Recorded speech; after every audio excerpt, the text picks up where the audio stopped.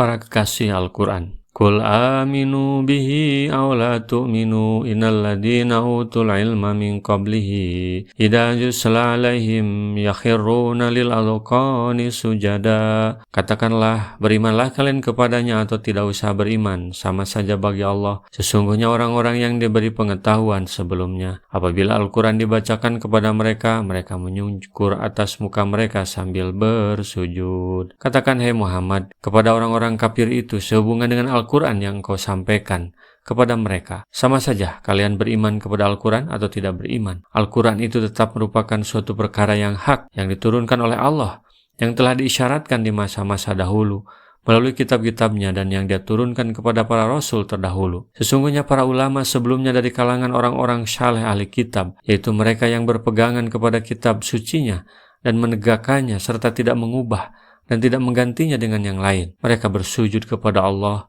sebagai rasa syukur mereka atas nikmat yang telah diberikan oleh Allah kepada mereka, karena Allah telah menjadikan mereka orang yang paling berhak untuk mengikuti Rasul yang telah diturunkan kepadanya kitab Al-Quran jika mereka menjumpai masanya, sebagai ungkapan pengagungan dan penghormatan mereka kepada kekuasaan Allah yang maha sempurna. Dia tidak akan mengingkari janji yang telah diikrarkannya melalui para nabi terdahulu, dan dia akan mengutus Nabi Muhammad SAW. Wa yaquluna subhana rabbina in kana wa'du rabbina lamaf'ula. Dan mereka berkata, Maha suci Tuhan kami, sesungguhnya janji Tuhan kami pasti dipenuhi. Wa yahiruna lil adqani yabkuna wa yaziduhum khusyu'a. Dan mereka menyungkur atas muka mereka sambil menangis dan mereka bertambah khusyuk. Demikian karakter para kekasih Al-Quran. Ketika dibacakan Al-Quran kepada mereka, mereka paham. Mereka khusyuk, menyungkur, bersujud dan menangis. Semakin membaca, semakin konsentrasi dan menikmati indahnya nuansa Al-Quran. Tidak berpengaruh kepada mereka sikap orang-orang yang menolak Al-Quran dengan berbagai ejekannya. Qul ud'ullaha wid'ur rahmana ayyama tad'una falahul asmaul husna wa la tajhar bi salatika wa la tuhafid biha wabtaghi baina dzalika sabila. Katakanlah, serulah Allah atau serulah Ar-Rahman dengan nama yang mana saja kamu seru. Dia mempunyai asmaul husna atau nama-nama yang baik. Dan janganlah kamu mengeraskan suaramu dalam salatmu, dan janganlah pula merendahkannya. Dicarilah jalan tengah di antara kedua itu.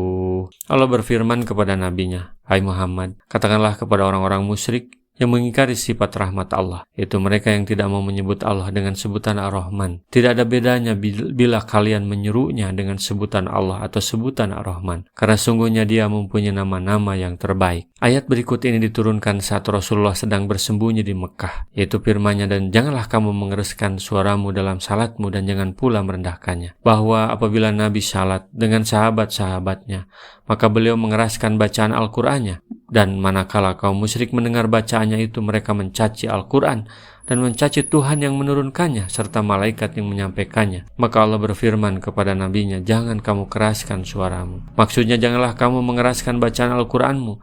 Nanti orang-orang musyrik akan mendengarnya dan mereka akan mencaci Al-Qur'an karenanya. Dan janganlah pula kamu merendahkannya, yakni memelankan bacaanmu dari sahabat-sahabatmu, sehingga mereka tidak dapat mendengarkan bacaan Al-Qur'anmu, padahal mereka menerimanya dari bacaanmu. Dan carilah jalan tengah di antara kedua itu. Hadis riwayat Ahmad, Bukhari dan Muslim. Wa qulil hamdulillahilladzi lam yatahid walada wa lam yakul lahu syarikun fil mulki wa lam yakul lahu waliyyun minadh-dhulli wa kabirhu takbira. Dan katakanlah, segala puji bagi Allah yang tidak mempunyai anak dan tidak mempunyai sekutu dalam kerajaannya dan tidak mempunyai penolong untuk menjaganya dari kebinasaan.